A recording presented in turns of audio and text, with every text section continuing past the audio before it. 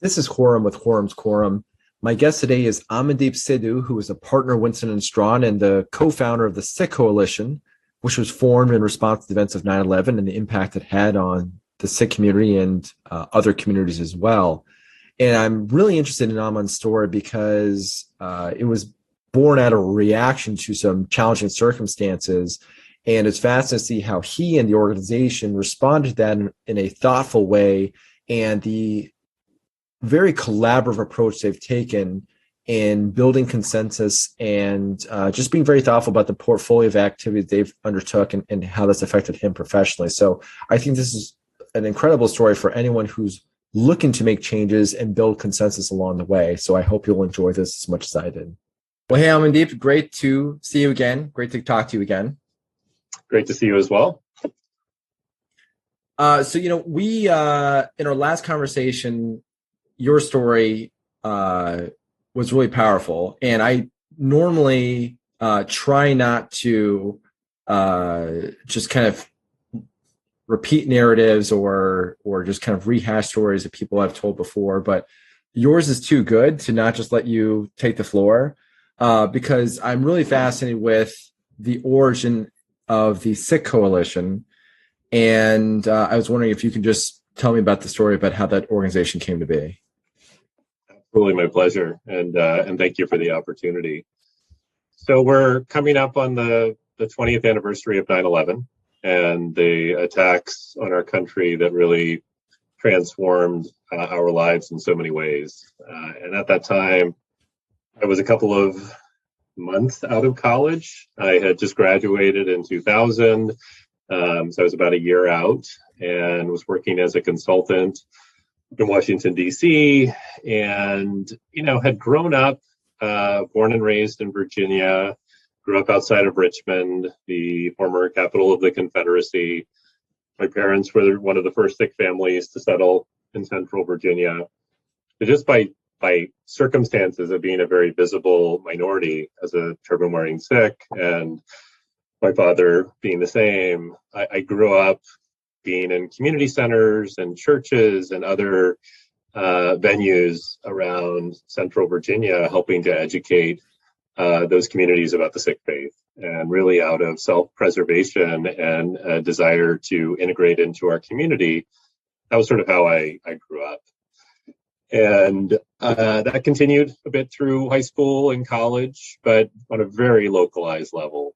And when 9/11 happened, I was working in Old Town Alexandria. I lived in Arlington on the other side of town, drove past the Pentagon that morning on the way to work, and was listening to the radio and hearing about the attacks in New York, and the first plane hitting one of the Twin Towers. By the time I got to my office and came upstairs, the second plane had hit the second tower. And before we even saw on the news what had happened at the Pentagon, we actually could see the smoke rising from the Pentagon in the distance. And so in those moments, it was just this overwhelming feeling. And even now, as I tell the story, a chill goes up my spine, because it was such an attack on our country, an attack on us as Americans, that thousands of people's lives had been lost. Tens of thousands of lives were transformed, and that nothing was going to be the same after that happened. And so we sat and we watched on TV as the two towers burned and then fell, and we watched what happened at the Pentagon and then in Shanksville, Pennsylvania. And as it unfolded, cell phone service was down, regular telephone service was down. The only thing that actually allowed us to communicate was email. And so I hopped onto my computer and I sent my family an email to let them know that I was safe in DC. They knew that I worked with a DoD contractor and that I had been in the Pentagon for meetings in the past. And so I let them know I was okay. I contacted my friends in New York, and most of my close friends were all safe and far away from the financial district. But then I started to get emails on Yahoo group listservs and other ways we were communicating back then, before social media and Twitter and Facebook. And we were hearing about the backlash starting to unfold. An elderly gentleman in New York attacked with a spiked baseball bat as he walked back from a Gurdwara, a Sikh place of worship, after going to pray for the victims of the attacks.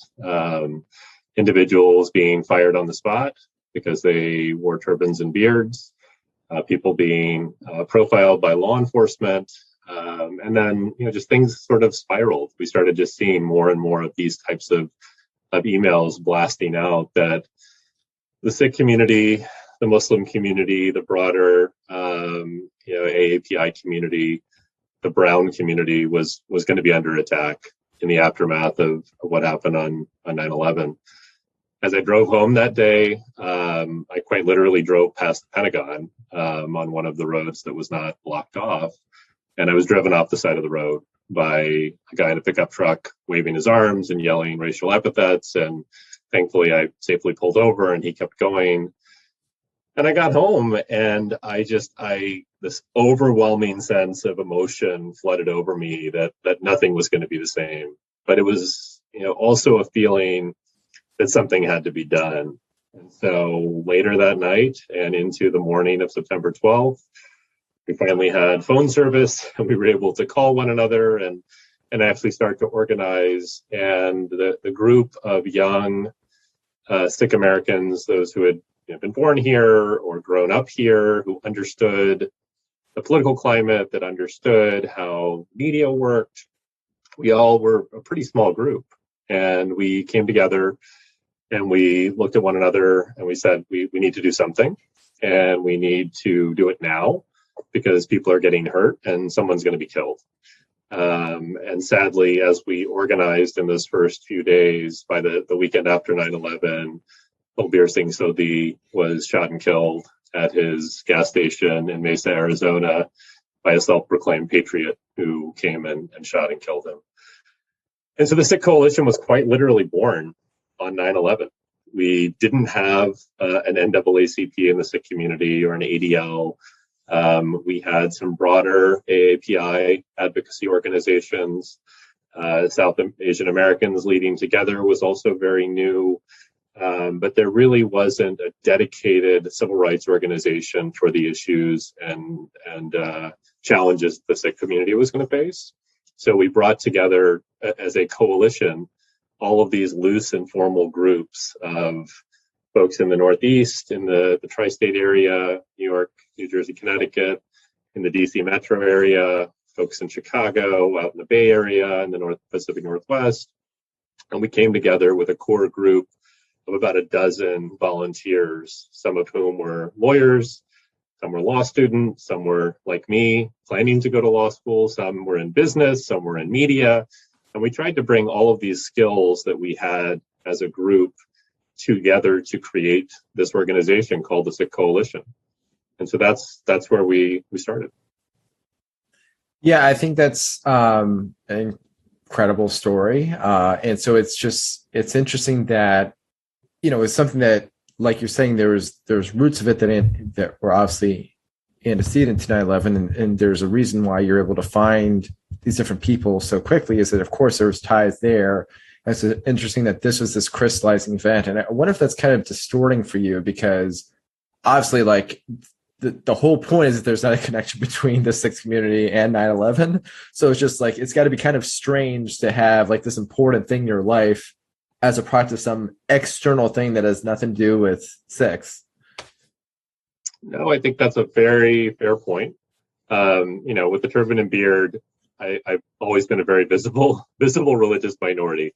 We talk about in like the diversity, equity, and inclusion circles, the idea of covering, the idea of like your inauthentic versus your authentic self in the workplace, right? The reality is that as a Sikh with a turban on my head, like, it's all out there, right? No matter where I am, what, workplace I'm in, what social event or social venue I'm in, I'm very visible, as are all members of the Sikh faith. And the association between the turban and terrorism predated 9/11.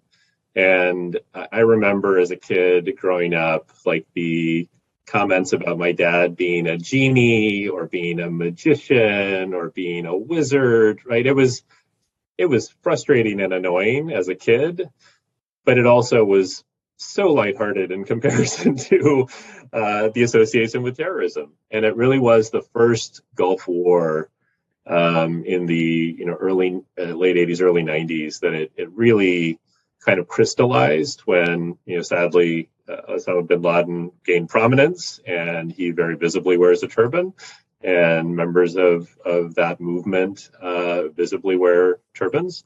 And so that association between terrorism and turban was sort of born in that time period, from the Ayatollah Khomeini to that first Gulf War, and it really went from there. And that was the first time that I started to hear the Osama racial epithets and the towelhead racial epithets, and crossing the parking lot with my dad in Richmond for my cousin's birthday party at Chuck E. Cheese, and having a car pull up in front of us and have a couple of kids pop their head out and yell, "Go back to your country," and take that thing off your head.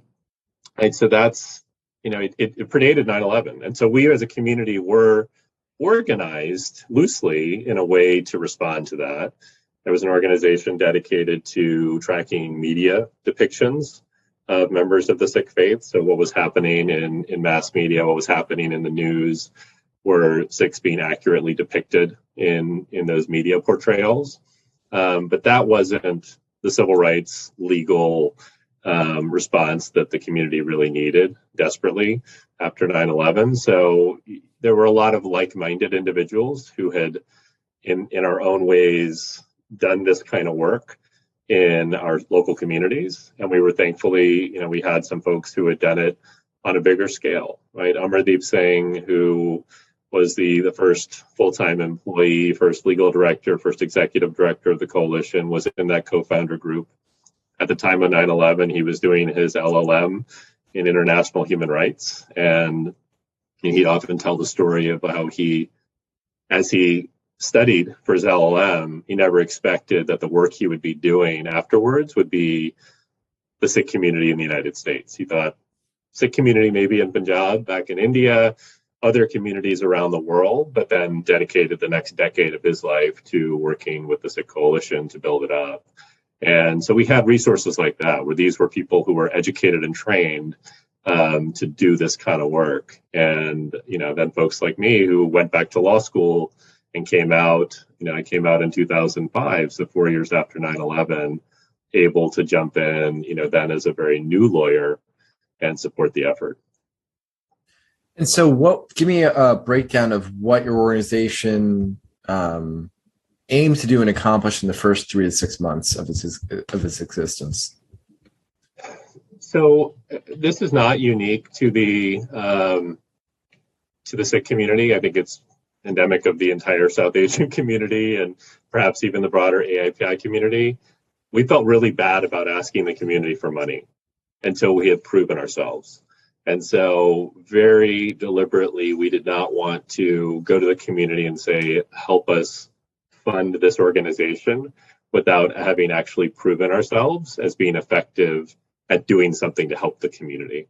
That was number one. Number two was we had seen the weakness of organizations built around a single personality, and a personality, individual-driven organization where it was Kurum's organization or Aman's organization or Sapreet's organization, whatever that might look like.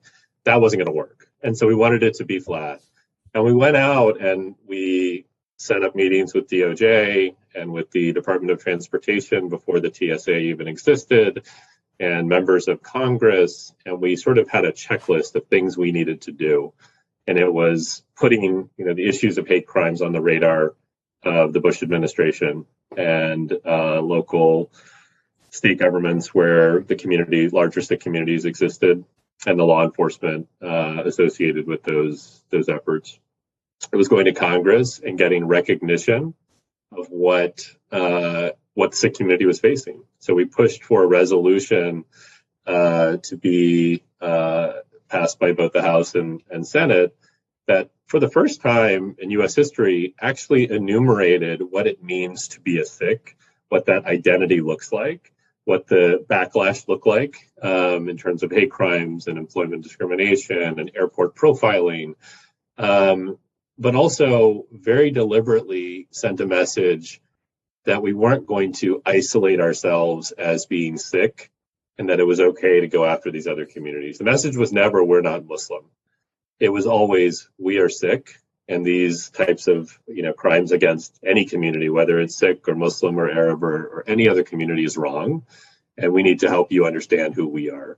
And so we had a couple of those touch points where we had real recognition from the Bush administration of what was happening in the Sikh community, meaningful changes around airport profiling policy on what would happen when a Sikh went through security. There were incidents where, without even setting off an alarm, a Sikh was asked to remove his turban, which we felt was tantamount to a strip search and completely unacceptable. And so we helped to shape policy and procedures that recognized security concerns, but also respected the Sikh articles of faith. And we got that resolution passed in the House and Senate that really did crystallize again the unique circumstances of that mistaken identity and backlash that was facing the Sikh community.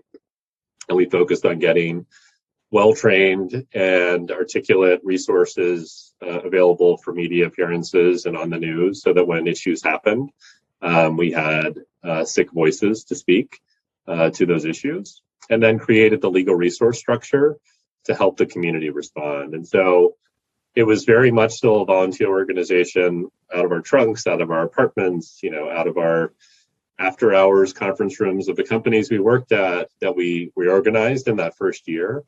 But we felt like we had enough that we went to the community and we held an event in Washington in the spring of 2002, where we honored and recognized all of those elected officials and other organizations from the broader South Asian community, AAPI community, that supported the Sikh community and helped us. And that was sort of our coming out as an organization and our first real significant fundraising effort.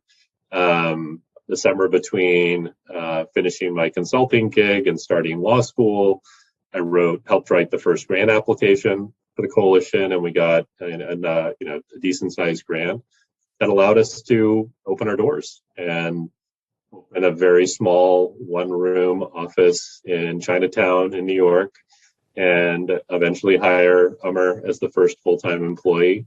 And now it's grown to 4 cities and 24 full-time staff, and the national organization that it is now. Is there anything about the efficacy of the organization, let's say 1 year in, how did the efficacy of the organization in terms of output per employer, some other metric like that, compared to the organization today? I mean, was there any advantages to being smaller back then compared to today?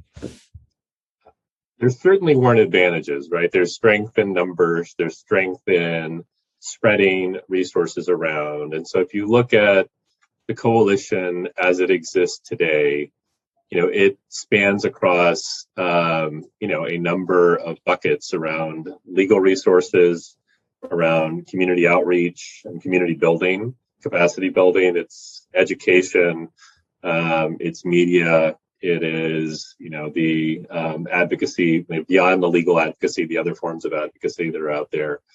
That was all happening, basically with the one full-time person and then a bunch of other volunteers. And so slowly over time, things that were happening in a voluntary capacity have shifted to full-time staff who were able to dedicate 100% of their time to doing that work. So when I graduated from law school in 2005, I went into a clerkship.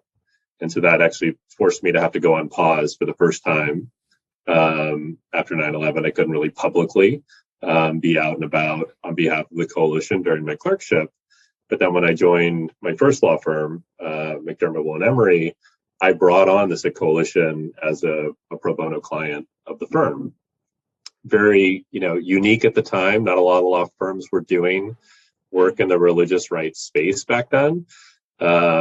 They weren't touching anything related to the Muslim community with a 10-foot pole. And so by extension, the issue of this, Sikh community and the issues we were facing was really in that same bucket. And we made the case that This was an issue that was affecting kids with school bullying, and that was aligned with the firm's Child First pro bono initiative, and that this made sense. And so I brought in the coalition.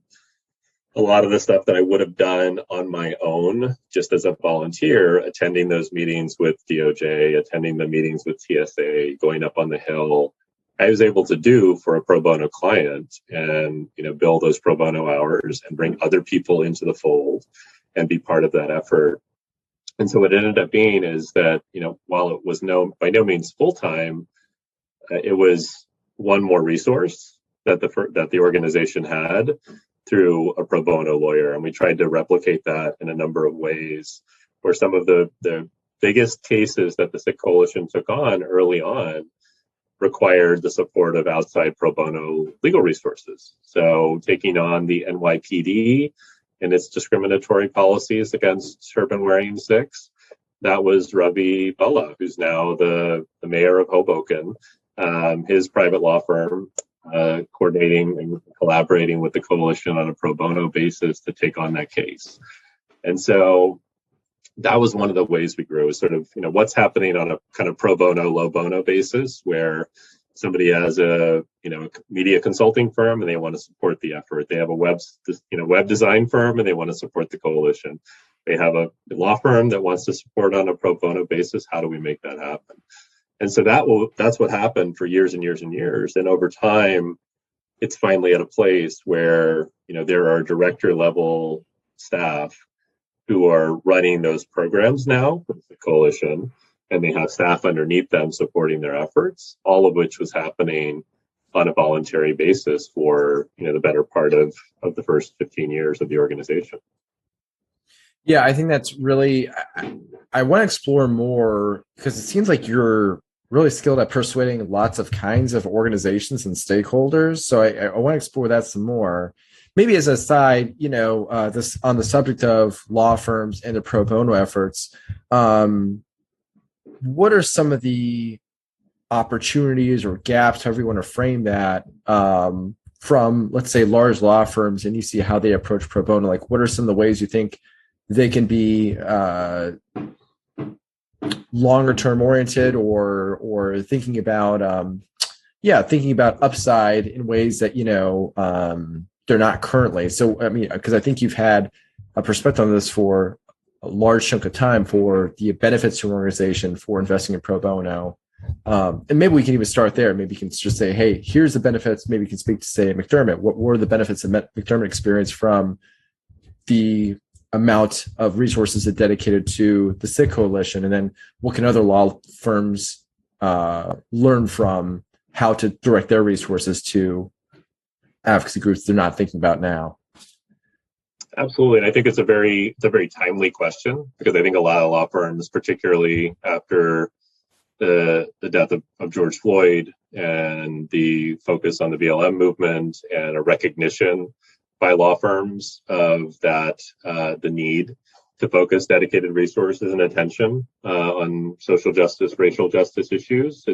I think we're at an inflection point where firms that wouldn't have touched these issues 10 years ago or even 5 years ago are looking very closely at how they can be more impactful, including Winston and Strawn, where I am now. It is a very much a part of the conversation. When I started this effort, it was very much the blind leading the blind, and I was the blind and the follower. I mean, there was nobody before me, right? So I think back to my decision to go down the path of law school was driven in many ways by my first kind of mentor in the legal field, Gurbir Grewal, who's the outgoing Attorney General of New Jersey, incoming head of enforcement litigation for the SEC. He was in law school when I was an undergrad at William & Mary. And that was my first real exposure to what being a law student would look like and what eventually being a lawyer would look like. And he came to a big firm in DC. He was the first person I knew who had been in that environment. And so when I started to think about what my next chapter was going to look like law firm was never on the radar. I thought it was government service in some capacity. It was some larger nonprofit to then maybe parlay that skill set back to the coalition. If there was a scenario where I could go directly work for the coalition, like that was, percolating as a possibility.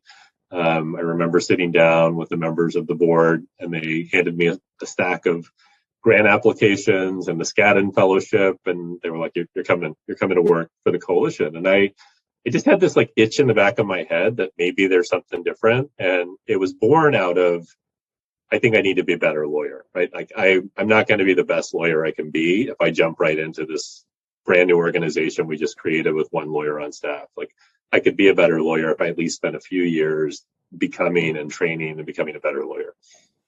So when I went to McDermott first, the pitch was like, this is what I want to do anyway, right? Like this is something I'm passionate about. It's time I'd like to spend, whether it's 5%, whether it's 7%, whatever that bucket looks like. I think it was like 100 billable hours back then out of my 2,000. Maybe it jumped up to 200 at some point, but it was what I wanted to do. And so to be able to do that for my own community with an organization that was doing it very professionally, that was awesome. But what it turned into was this incredible opportunity for me to grow as a lawyer and raise my own profile, both in the firm and outside, but also raise the firm's profile. So going to your questions, in 2009, the coalition came to me and said, we're about to take on the U.S. military. We're going to, take on 2 clients who've been told that they have to shave and take off their turbans to continue their service in the U.S. Army. And we're going to take on their cases, and we likely will have to litigate. Will your firm partner with us on what could be a multi-year effort? And I went to the firm's leadership, and we made the pitch. We said, this is not going to be a quick one and done situation. It's going to take years. And the firm, to its credit, said, absolutely, we support that effort and we want you to do it. And so as a 4th year associate, I put together a team of 4 or 5 partners and 6 or 7 associates. And it was the head of our government strategies practice, the head of the labor employment practice, a couple of other litigators, a bunch of associates. And we helped architect this campaign that is now in its 12th year, as we have pushed for the end of religious discrimination in the U.S. military. And so I won't tell that whole story right now, but the long and short of it is, by the time I left McDermott last year, the firm had committed somewhere in the vicinity of $3 or $4 million, 3.5, almost $4 million of pro bono services to the Sikh Coalition. I translated that all over to Winston with the same commitment from the firm to continue that work. And the work continues at Winston and Strawn with the same level of vigor and commitment to provide resources and bring in other attorneys as we need. And so when you think about like force multipliers, like it's an organization that back in 2009 had a $500,000 budget, and we were adding $200,000 to that number. And by the time I left, 2 years ago, $2 million budget, and we were adding $500,000 every year to that bottom line. And that makes a big difference. It makes a huge difference in what the organization can accomplish. It adds a lot of credibility, right? It's not just this little organization, the Sikh Coalition. It's an international law firm behind the effort. It allowed for me to get more people involved at the firm, and it brought a lot of very positive press. So those were the types of cases that were getting New York Times stories and Washington Post stories and CBS Evening News video clips. And so to be able to demonstrate to the firm, this is not just Aman's pet project, but it is something that is actually raising the firm's profile. That makes a big difference. And so what did McDermott convey to you? I mean, so they said to you, hey, we value the profile we're getting from this. Like, what did they convey to you about the benefit they perceived in supporting the Sikh Coalition? So it was twofold, right? So I was an associate when this all started. And thankfully, I got some good advice very early on. My wife is also a lawyer. She had been in big law before she shifted into the nonprofit world many, many years ago. And she's at Amnesty International now. But her time in big law taught her one thing, and that was like, bill your hours, like, do good work, like, get good reviews, like, don't fall short of the expectations that you have for working at a business. And that advice was reinforced by some of my early mentors at McDermott. And so I always hit my hours. I always, did really great work. And I've also carved out, my niche. And my day job is healthcare life sciences, and I do litigation, investigations, and compliance and regulatory in that space. And I love what I do. And so I was able to build my practice while also in parallel building this work around the coalition. And what that demonstrated to the firm is that this was not a distraction from Aman contributing to the firm, when it comes to the bottom line. But more than that, the media coverage, the awards, right? We got the National Law Journal Pro Bono Award one year, and other organizations gave us, recognition over the years.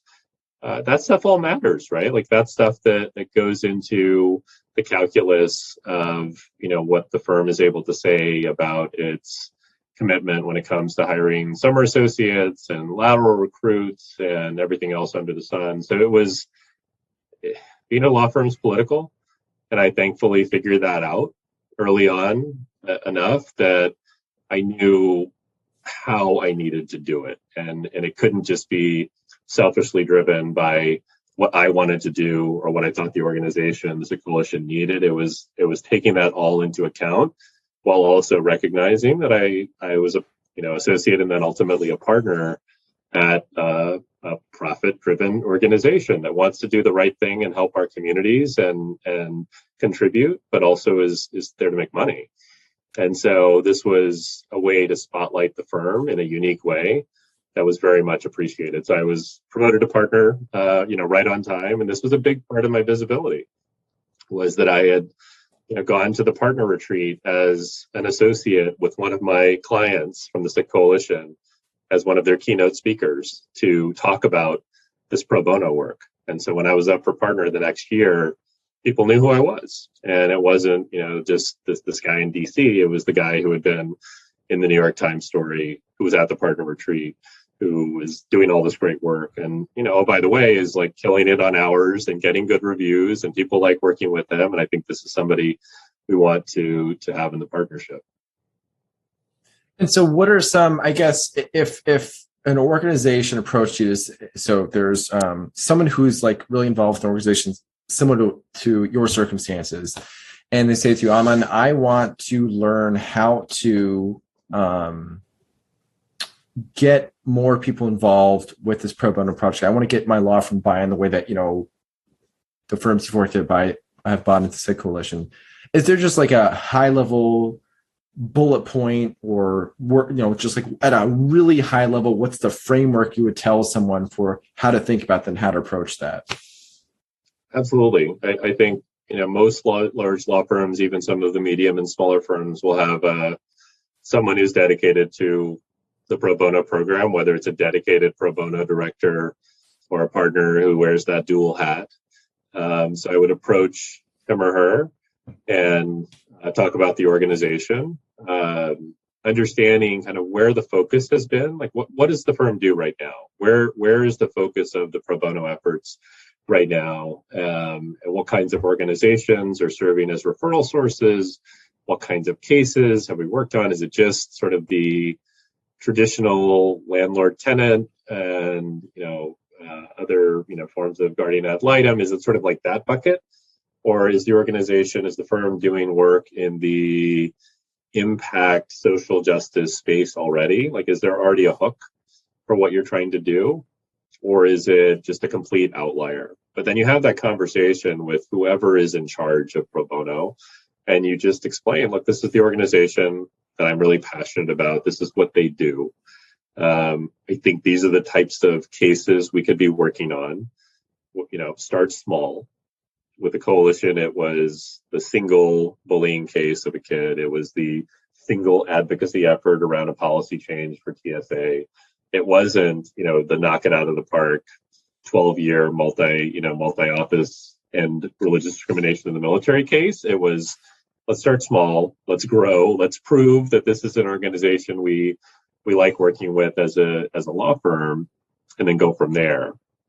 And if you have a head of diversity, equity, inclusion, or someone who wears that hat, approach her or him and talk about what this means in terms of impact. If there's that DEI hook, right? So at the end of the day, like, part of the hook for the coalition work is this is sort of teaching diversity through osmosis, right? I don't have to go and explain the Sikh faith to the 2,500 lawyers at the law firm and all of the staff.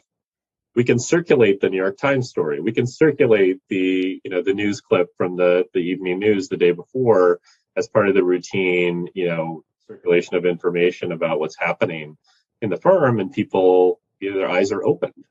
They say, okay, like I see that guy Aman. I've seen him in the office, or I've seen him on the website. Now I know a little bit about his community, and I'm, both educated and maybe I'm interested in helping in some way. And I think that's, what I've experienced even in the last year and a half at Winston, is that we've taken some of these inflection points around George Floyd and BLM, around the Atlanta shootings and the attacks on the AAPI community and the environment of COVID, and use those as opportunities to share our experiences with our peers. And we can do that a lot more efficiently when we're doing things using technology. But I think that's just the level of opening eyes to the unique experiences and perspectives that we bring to that organization. It makes us stronger. And so I think there are all of these different angles you can pitch.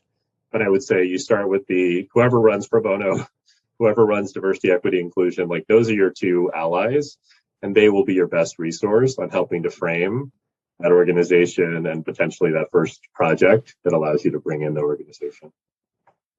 Yeah, I love your comment on the incidental benefits on DEI, because, I think, so many things about DEI try to approach the subject head on, and even to receptive ears, there's just only so much information you can process, or, that you have, just capacity to process. And I like your point about just this being another form, or I don't know, you don't want to call it an end run, but it's just another vehicle for, conveying these thoughts and principles to people, to say, okay, this is what it means to have a Sikh colleague, and this is what it means to understand what it would be like to be to make a law firm that is welcoming to Sikhs, or a society that's welcoming to Sikhs, and then of course not just Sikhs, but then other groups too.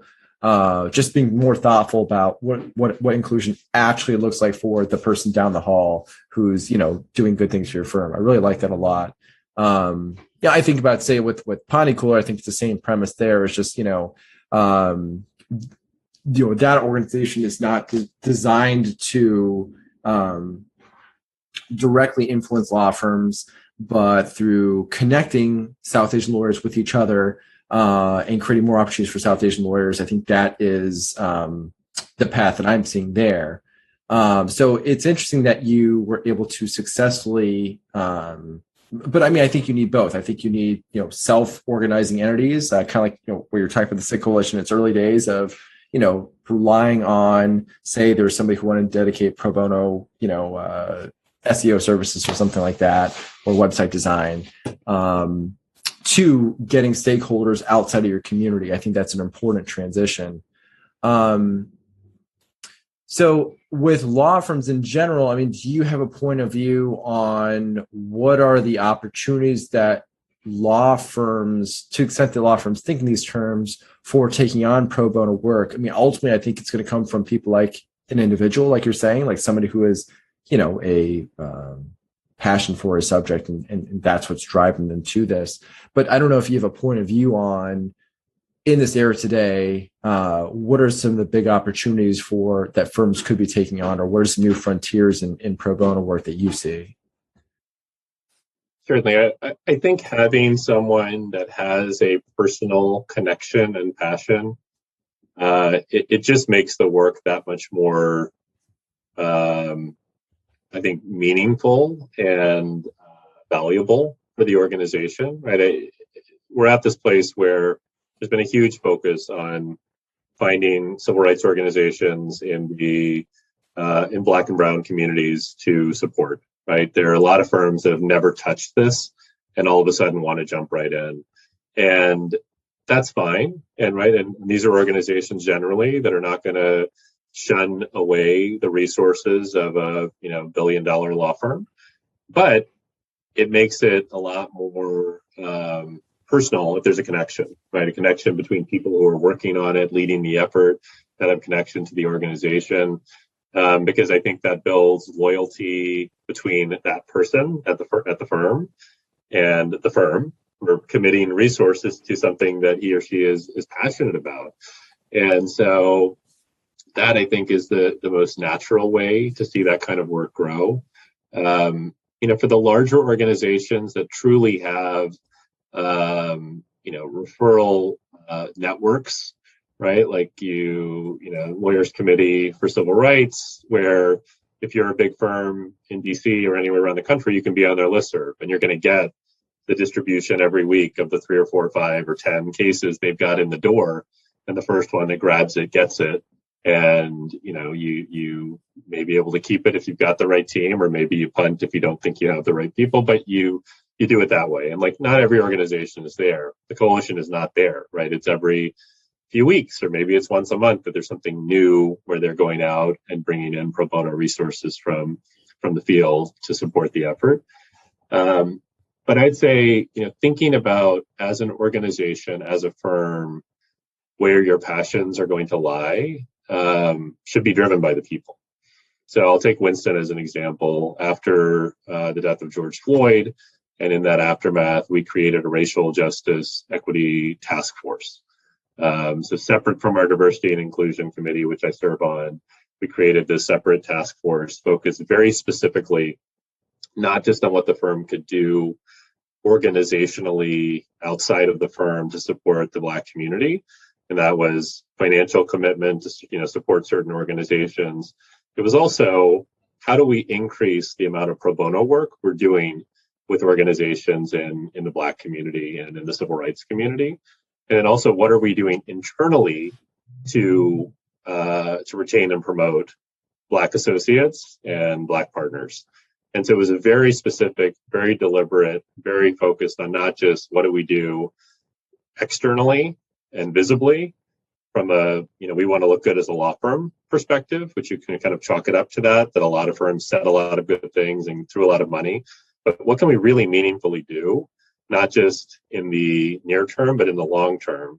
And then how do we introspectively look at what we need to be doing differently to actually change the organization, right? How do we ensure that we don't see that outmigration of mid-level or senior Black associates, that we don't see lateral movement when partners don't feel like they're getting leadership opportunities? What do we need to fix as an organization to actually change, move the needle? And so I'd say, firms need to take that kind of pause and careful look to say, okay, what are we doing that's visibly nice versus actually going to make a difference for our organization and for the legal industry more broadly?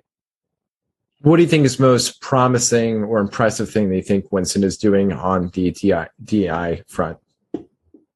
So I think there are a couple of things. One is we have a mentorship program that pairs partner track associates with members of the executive committee as dedicated sponsors for their ascension to partnership. So it is, you are on track with your reviews and your experiences, and you're hitting all of the right notes to be promotable. And Winston is a one-tier partnership, so you're going straight to equity partner. And so you're paired up with a member of the executive committee, someone who clearly has influence and the ability to help guide you to that final stretch of getting promoted.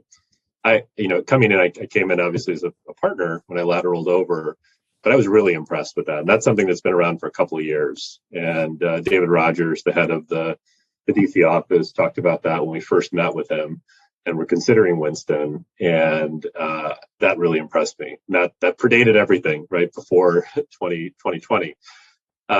What we've done in the aftermath of 2020 is the program I just described, where we're very deliberately looking at the differentials in experiences that Black and Brown associates have versus non-diverse associates, and how do we fix that gap, right? How do you adjust for the scenario where everyone comes in on equal footing as a first-year associate, but within 6 months, 9 months, 12 months, 18 months, 2 years, white associates have more hours than Asian associates and Hispanic associates and Black associates, and it's a trickle down.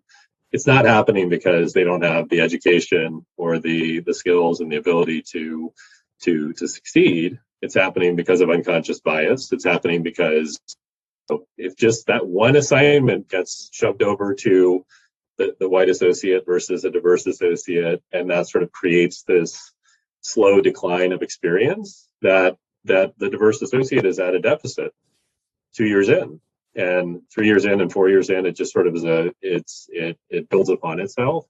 And so we've put in place an assignment coordination and management system where everything is run through a process, and it's no longer a pure entrepreneurial, eat what you can kill as an associate. It depends on who you're, become in relationship with at the senior associate or partner level. It is a, day-to-day, week-to-week, month-to-month monitoring to say, how are these experiences actually lining up? And is, Bob getting more experiences than Sally? And how do we adjust for that to make sure that they are getting that equal opportunity? Now, obviously, there are always going to be associates at every level and, of every background that aren't going to cut it and are going to get, filtered out over time because this isn't the right fit for them. But it shouldn't be because they are not getting the opportunities that their peers are getting at a greater pace. So I want to go back to the Sikh Coalition, because I'm curious about how the organization has changed over time. So what would you say is different about the mission today than the mission, let's say, 10 years ago? So it's interesting because the mission really hasn't changed. It's the level of resources and the ability to actually achieve some of those changes. That's really what has changed. The catchphrase that we associated with the name, the Sikh Coalition, was the voice of the people, right? That we were the voice of a people, of the Sikh American community in all of these different environments and spheres. And, there was only so much that the organization could do out of that one room in Chinatown with one full-time employee. And then it became 2, and then it was 3, and then it was 5, and now it's, grown to the 20 plus member staff that exists now.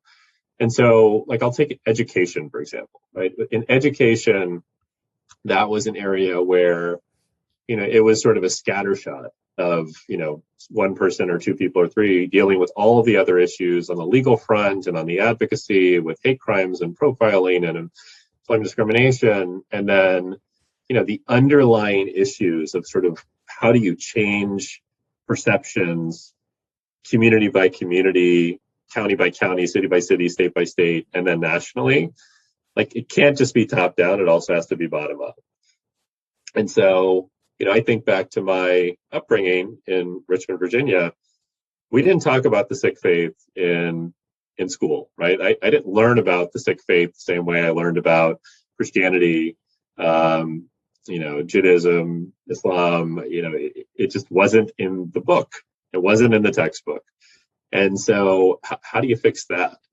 And so interestingly, there are a handful of school districts around the country that actually dictate content for the textbooks because of their size. So you go down to Texas and they drive content for textbooks around the country.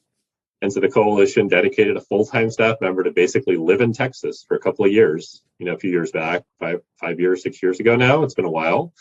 and was on the ground, every day lobbying the school board members down there about the importance of including accurate content on the Sikh faith, right? There's just as bad as no content is inaccurate content.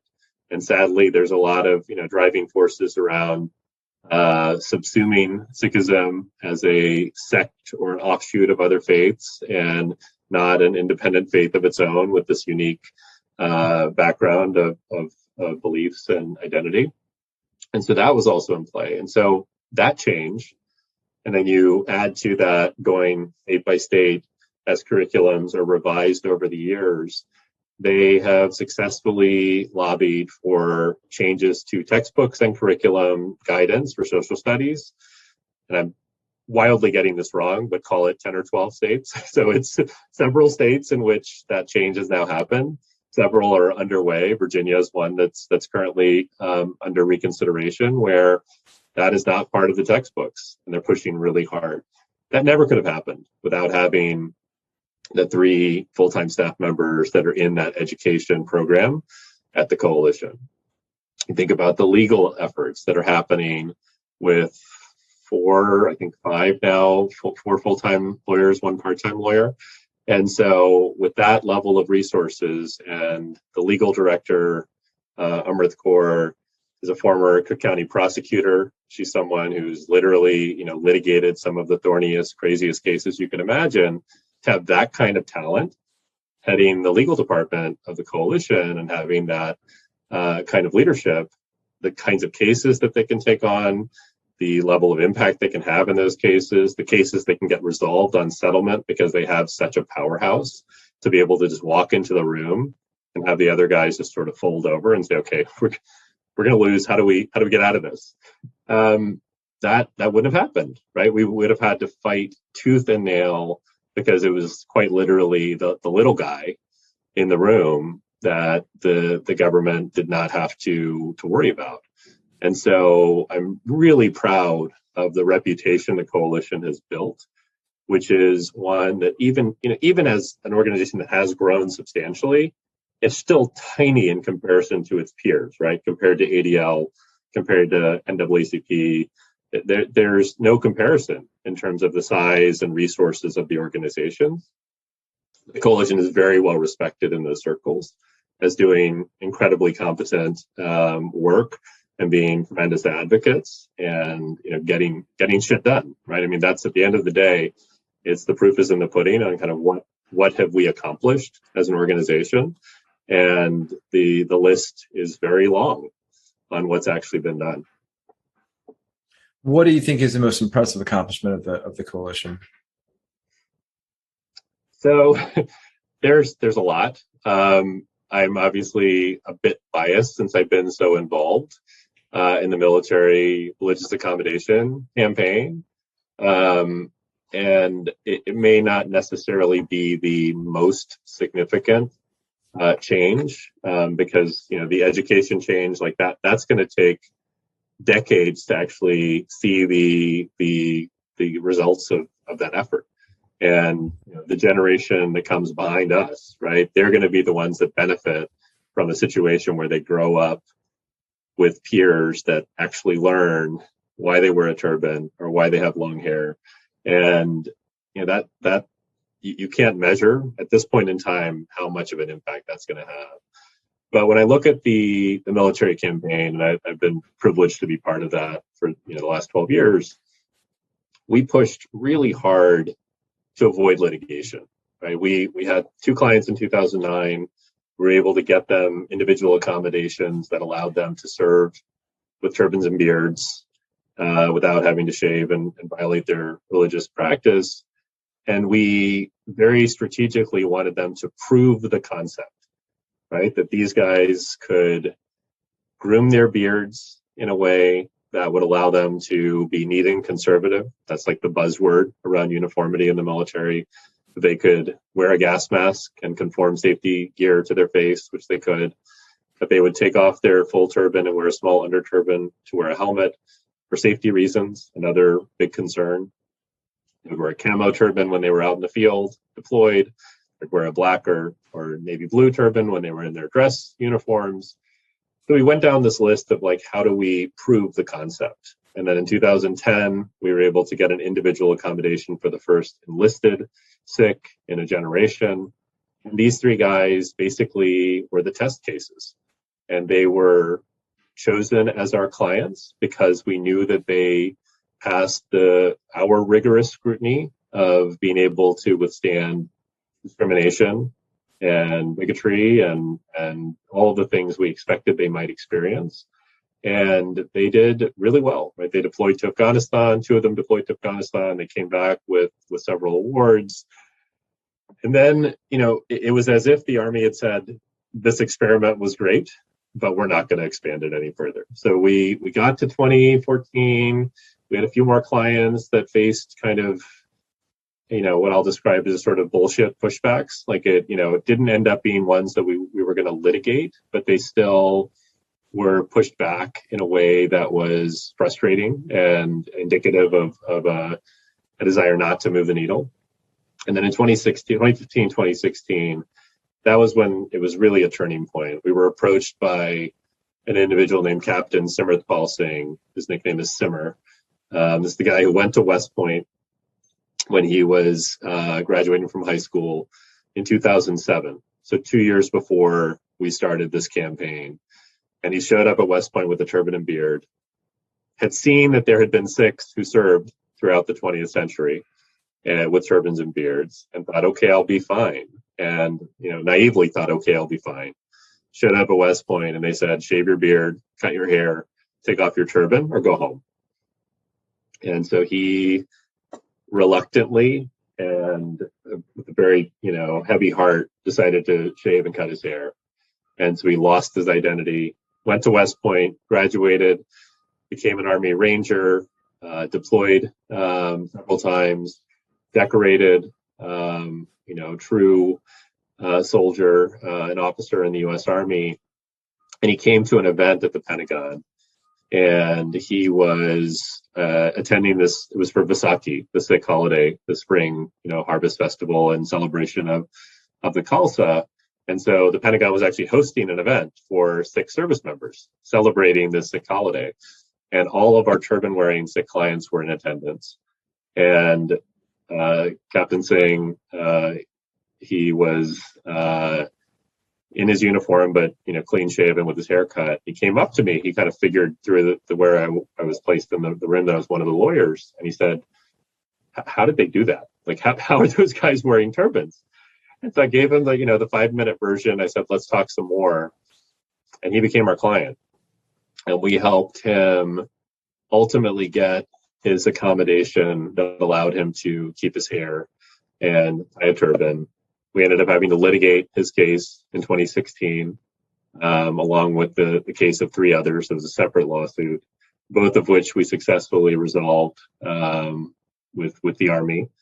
And then expected that the election might go one way in 2016, and it ended up going in a very different direction. And we were sort of at a crossroads where we had every expectation that we might be moving towards a global DoD-wide change.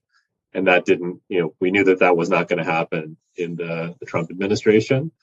But Eric Fanning, who was the first openly gay Secretary of the Army, he was the Secretary of the Army at the time, he essentially made the issue of religious accommodation in the Army one of his final issues he wanted to hit before he left office. So between November of 2016 and January of 2017, he worked behind the scenes. We provided whatever resources we could and information. And in January of 2017, the Army issued a new policy that effectively opened the doors to Sikhs. So the extraordinary resources we had to put into those 7 accommodations that had come before 2016 or through the end of 2016, millions of dollars of pro bono resources from outside law firms, the organization dedicating a huge chunk of its budget and time and resources to this effort. All of a sudden, the Army had a policy that opened the door that if you were an observant Sikh with a turban and beard, you could request an accommodation if your beliefs were sincere, and you agreed to groom your beard and wear the right color turban with your uniform, that you were able to get that accommodation. Like the diagrams that we had been putting in front of the Army for 10 years, or 9 years at that point, those ended up in the policy, right? The style of turban, the way that official insignia would be affixed to the front of the turban, the way the beard would be groomed. It was everything we had pushed for, we actually got in the Army, right? And so now there are over 60 turban-wearing Sikh, observant Sikh service members in the U.S. Army. The Air Force followed suit in 2019 with its own policy that opened the door, and there are 3 or 4 observant Sikhs with turbans and beards serving in the U.S. Air Force. In 2017, we got the first 2 Sikh male cadets in U.S. history with turbans and beards at West Point, and they just graduated this last spring, this past spring, and we continue to fight. Right, we're still fighting the Marines, we're still fighting the Navy, but when I think about the lives that were changed, whether it's those individual clients or the many that I've never met, and to know that the organization accomplished that and I was a little part of that is huge. And so I would say that's impactful. And I say it not just because of the military piece, but all of this along the way, and part of the sort of the rationale for the coalition focusing so much of its time and effort on this is that this is an employment discrimination issue.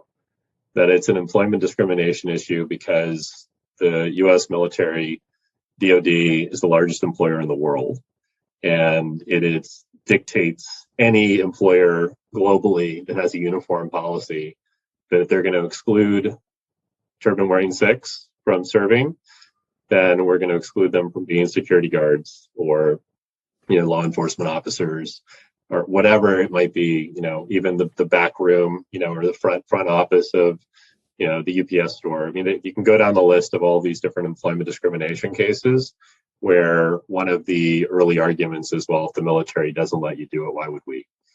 And so this is a big issue because if we break down this barrier, it has the ability to break down all those other barriers. One detail I really liked is that the policy manual for the armies, including the figures that you designed. I think this is another great piece of advocacy, is that it seems like you've tried to, in this form of advocacy and in the internal advocacy you had at the law firms you've been at, you've made it easy for people to agree with you or side with you because you're making their lives easier to say, hey, I've already done this work. Here's what the turban will look like, in camo with insignia and so forth. So I think that's a really interesting bit of persuasion that seems it's a core theme in the work that you've done. It is, and we can't take full credit for actually doing these drawings. We lifted it out of the policy that exists in Canada, and the policy that exists in the UK, and the policy that exists in India, where in India it's not really a policy, right? It's you just serve, right? It's not there's no boxes that need to be checked. But Canada, the first Sikh defense minister, Harjit Singh Sajjan, this was all happening in the background. That you've got quite literally the Secretary of Defense equivalent just north of the border wears a turban and beard and serves alongside our American soldiers abroad in Afghanistan and in Iraq, and we're telling Sikhs in the U.S. that you can't wear a turban and beard. So the irony was there, but the diagrams were taking what was already out there, right? That this is our allies who've been doing this for decades. We can do the exact same thing here, but we did put together model policy, model guidance. Like we did our research, right? This never required any legislative change. Congress actually made it clear back in the late 80s, early 90s, that it intended for the military to accommodate not just observant members of the Jewish faith, but also Sikhs and Muslims. And the latter two just never happened, right? The Army and the other branches just never fully adopted the guideposts that Congress tried to put in place in the late 80s. And so we knew that all this would take was convincing of quite literally the people in the room making the decision that this was not just the right thing to do, but it could be done in a way that didn't compromise any of those very real concerns about safety and uniformity and esprit de corps and unit cohesion and all of these military rationales for wanting to have some uniformity in the service. But that doesn't mean that everyone is exactly the same, and it doesn't mean you can't accommodate difference. Yeah, I like that a lot. And and now I really like how you spelled out the broader impact on who are the other entities that look to the Department of Defense. And so yeah, you can just see you're just at the tip of this really huge pyramid. I think that's another theme is if you're thinking about any direction you want to go in, just finding the smallest ingress or egress, however you want to put that, or a wedge issue, and just kind of like grow from there. I like that theme a lot as well. Let me ask you this, because I think you talked earlier about the efficacy of the Sikh Coalition, and compared to or just in the context of some of its older and larger and better funded peers. So I'm curious for the South Asian Bar, what are the things that the South Asian Bar, South Asian lawyers can learn from the Sikh Coalition in terms of efficacy, impact, connectedness? What are the principles you think are generally applicable to this, adjacent community to the Sikh community? So, given the where we are 20 years out from 9/11, our parents' generation was one where there was, I think, a lot of siloing between religious communities coming from South Asia, and the Sikh community generally stayed in its silo, and the Hindu community in its silo, and the Muslim community in its silo. And like my parents had a lot of friends across all of those silos, but not everyone does, right? As a general rule, people kind of stayed in their bucket. And so a lot of those tensions that arose out of partition and everything that came in the decades after carried over to the U.S. And some of those, prejudices and perceptions around the Sikh community, around the Muslim community, around the Hindu community, like that carried over.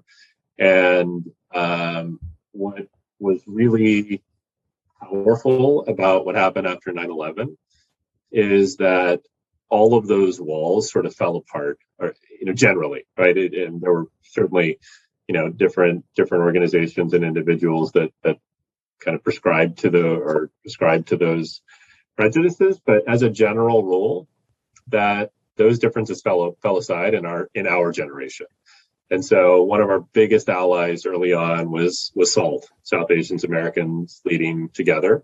Deepa Iyer was the executive director at the time, and they were not that far ahead of the Sikh Coalition, right? Deepa was voluntary. She was at DOJ at the time. She ended up being their first full-time person when she left DOJ, and they raised the money to open an office. She helped us open a ton of doors. Members of the Muslim community and different organizations over time, they've been tremendous allies as we've navigated these various issues. And so what I'd say is that the lesson to learn from the coalition really isn't a lesson from the coalition. It's just a reflection on what has actually already happened over the last 20 years, which is just a lot of openness to collaboration and support for these issues, right? As we've done this work in the military, our clients were all Sikh, but the mission was never accommodate only Sikhs, right? The policy that changed in 2017 equally applied to observant Muslims and other religious minorities that had any form of religious headwear or facial hair. And so we always pushed for the greatest possible scenario where it wasn't just going to be the Sikh community that benefited, but the broader religious community, the broader South Asian community. And so I think that, the coalition has done a really, really good job of navigating the waters that were, quite frankly, muddied by our parents' generation. And, my parents are in that generation, right? They were leaders in their local communities and did great things and have done great things and continue to do great things. But generationally, not everyone plays nice in the sandbox and has expectations about, what it means to have an impact, right? Is it just the photo op, right? Is it just getting that picture with President Bush or that picture with President Obama, or is it actually getting the work done, right? And so the coalition is always focused on just getting the work done. And if, the other stuff happens to, as a side benefit, sure. It's not about the glory. It's about actually changing people's lives. And so I think that, that focus on the work, focus on actually making an impact rather than focusing on kind of who's in the news, who's getting the press, who's in the press release. There are all these things that sadly still happen, but I've been very impressed with the coalition as it's grown from a founder-run organization to where we are now. It has been a very mature and level-headed organization, and the leadership, continues to kind of follow that mantra today. So it strikes me, going back to something you talked about earlier in the conversation, that now there's new forms of awareness about diversity inclusion, and you're saying, and there's concepts of to what degree you're showing up at work as your whole self, or however you want to frame that, and you're saying, hey, I haven't had a choice. Like this, I wear a turban. This has always been part of my identity. It's very visible, and then talking about the strategy of the military litigation and the impact that has. It seems to me that you have probably a really unique perspective on what is to come. There's been surprises along the way. Of course, you couldn't have predicted, the political changes or the effect of work that you took on earlier, and even thinking that it was going to have a certain impact, to what actually had this other impact. But I'm curious about what is something that you believe, that you feel like, because of your unique vantage point, because the unique vantage point you have in society, as a turban wearing Sikh, or all these various related identities you have.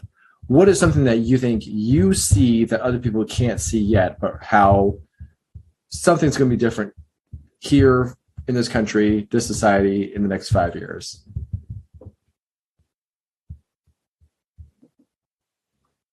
A lot to unpack there, my friend. It's a good question. So when I went into big law, there were only a few people that I knew. Very few people in the Sikh community that were in big law. Very few guideposts on what that was going to look like, whether I would still be in this environment 16 years later. But a couple of years into it, I knew it's something I really wanted to do, because I felt like I needed to do it, because I felt like I was on track to do it. I felt like it was in my reach to make partner, and I knew that nobody had done that before. So when I made partner in 2013, I was the first turban-wearing Sikh partner in U.S. history at an AmLaw 100 firm. Like that had never happened before. And I helped mentor a guy who was considering lateraling, and he moved over and made partner a couple of years after me. And then he piggybacked and made equity partner a few years ago.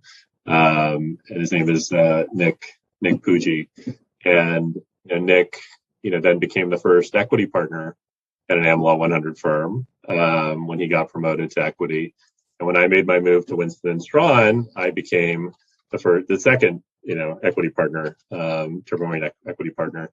And so, you've got Denton's and Winston basically on the map for I mean, the only two turban wearing equity partners in the country right now, and that, that's not the end, right? Like that can't be the end. And so I think about all the people that I mentor now, and that Nick mentors, and that, folks that have come behind us that we've mentored now that they are mentoring.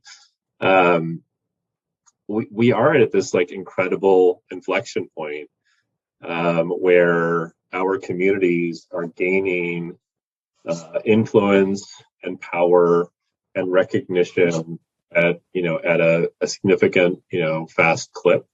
I mentioned Gerbir, as one of my early mentors. His elevation first as the Bergen County prosecutor was historic. Next as the Attorney General of New Jersey was absolutely historic, and the impact that he had in that leadership role, that's going to reverberate for generations. And Ravi as the first, Sikh mayor in the country, as the mayor of Hoboken, that breaks that barrier for someone else to think they can do that. And so, what's next is, I think, lots of people doing the same thing, right? Like leadership in law firms, leadership in government service, elected office. You think about the wave of diverse female candidates that won in 2017, and Ilhan Omar, leading the charge with the turban in Congress. That's a powerful moment to see that happen and see what comes behind that.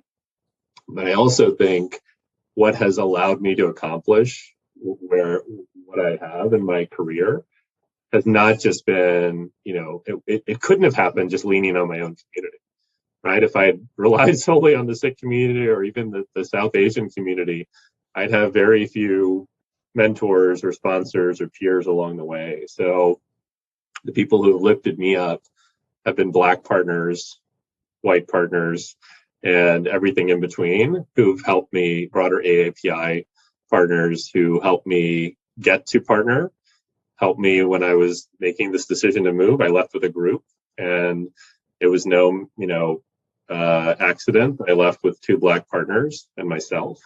And so, that is also part of this future, is recognizing that we're all kind of in this together. And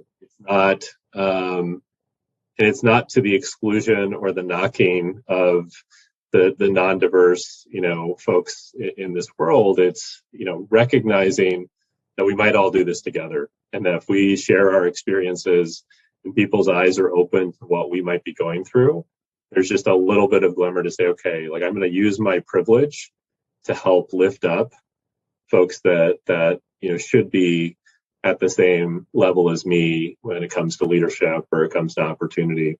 And I will say, it is very gratifying to be at Winston at a time when that is front and center of leadership's priorities. It's not just how do we grow as a law firm for the next 150 years.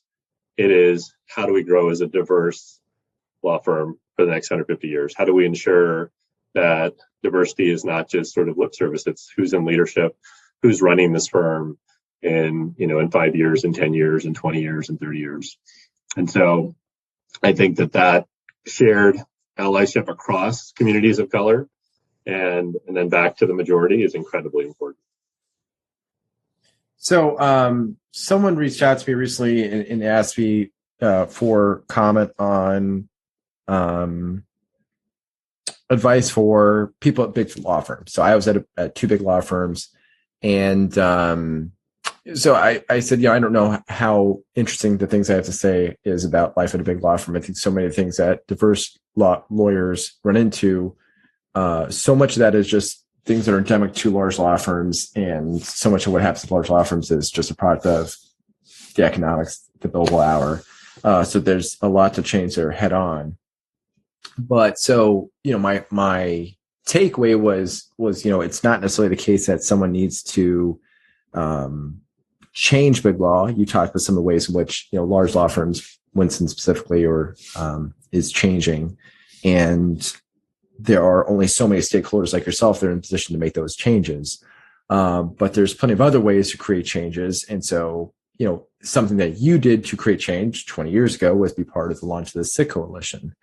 So, and that's something that, you didn't need anybody's permission to do that, or anyone else's at a law firm's buy-in to do that. And so the message I had at first was going to be, hey, you don't have to make a large law firm conform to you. You can find your own path, and that doesn't have to be a large law firm. And then, but another component that was, at first I was going to say, well, I think it's really important to find your people, whoever those people are. And there's different forms of those people that can be around a substantive area that you find you're really passionate about. It could be an affinity group that's kind of specific, like, South Asian Bar Association, or something broader. I was part of for 4 years on the associate board in Chicago of the Chicago Committee, which is for diverse lawyers at large law firms, to focus on elevation of partnership. And so find your people was at first I thought that was my message, but then I reflected on it and said, well, actually, no, I think my message is to build your own community. So that's the point behind Pani Cooler. So I mentioned Pani Cooler before, and it's right now it's just a newsletter.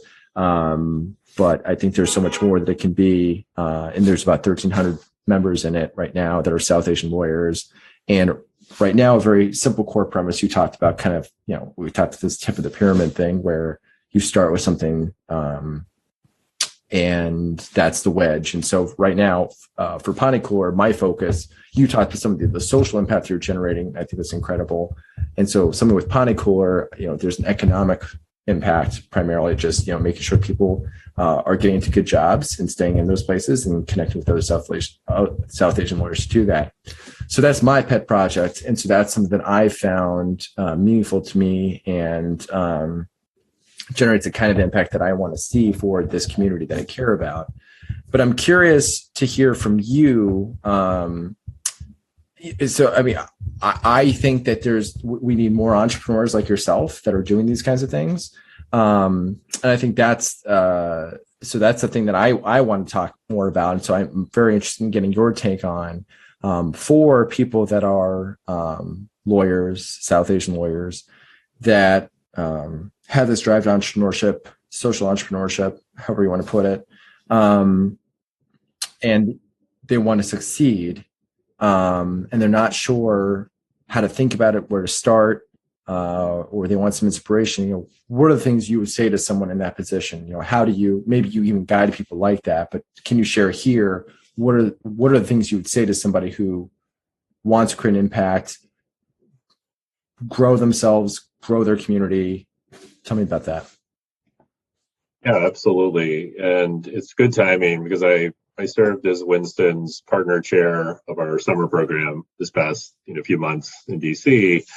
And so I've been giving that very advice to summer associates who are contemplating the rest of their time and what it means to jump into a law firm out of law school. And I say this as someone who didn't know, didn't think in law school I'd end up in big law. Didn't think when I joined big law I'd still be in big law, decade and a half later, but now can't imagine anything else because I have been able to have such a rewarding experience, now at two different law firms.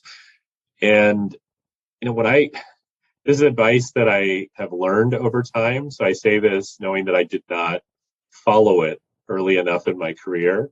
3 years after I joined McDermott, my wife and I had twin daughters. So that can, send life into a complete tailspin in terms of schedule and time and priorities. But as a general rule, what I've realized, at this point in my career and in my life, the girls are 11 now, so they're far more self-sufficient than they were back then.